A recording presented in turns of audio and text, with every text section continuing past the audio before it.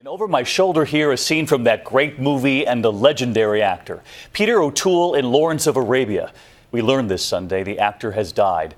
This image of a quiet moment while filming that movie just before he would become a global star, playing that British soldier in World War I, but from black and white to color tonight and to what helped make him famous, those blue eyes and good looks. And tonight here we look back at his career and his life as we return to an interview he gave to ABC News not so long ago about shooting that first movie and everything that followed.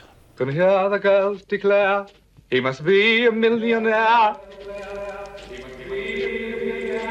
Defined by his starring role in Lawrence of Arabia, Peter O'Toole was virtually unknown to moviegoers when they suddenly spotted him in the desert as T.E. Lawrence,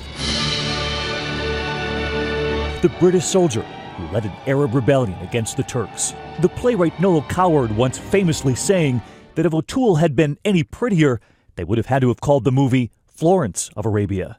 Time to be great again, my lord. O'Toole remembering it well when he sat down with Nightline. We were in Arabia. We were in the middle of the desert. And we lived in tents.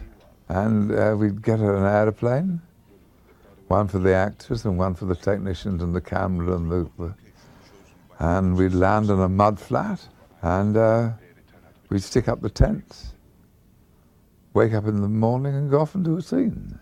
And then Omar Sharif and I would go off to Beirut.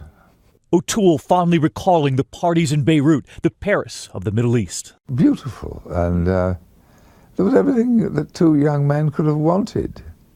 Yes, there was a big casino, nightlife, there was gambling, there was all sorts of things, lovely girls kicking their heels up in the air. Born Seamus Peter O'Toole, his father was an Irish bookie.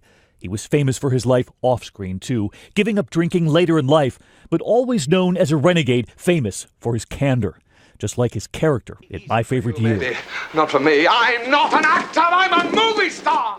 He would never win an Oscar, and when the Academy offered an honorary one, he told them, "I'm still in the game and will win the lovely bugger on my own." That was a bit rude of me, and I didn't intend it to be, because it's an honor.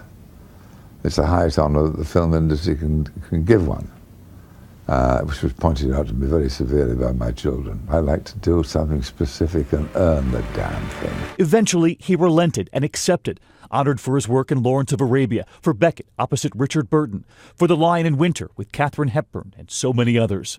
In recent years, the film Venus, O'Toole playing an actor in the twilight of his life. In the movie, they show a photograph of a young O'Toole, and when asked what he would say to that young man...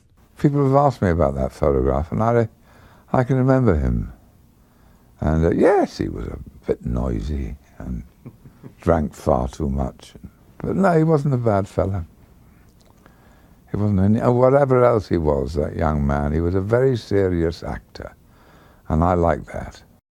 His daughter, Kate O'Toole, said in a statement her father had been ill for some time. He was 81. And Peter O'Toole once said his idea of heaven is moving from one smoke-filled room to another.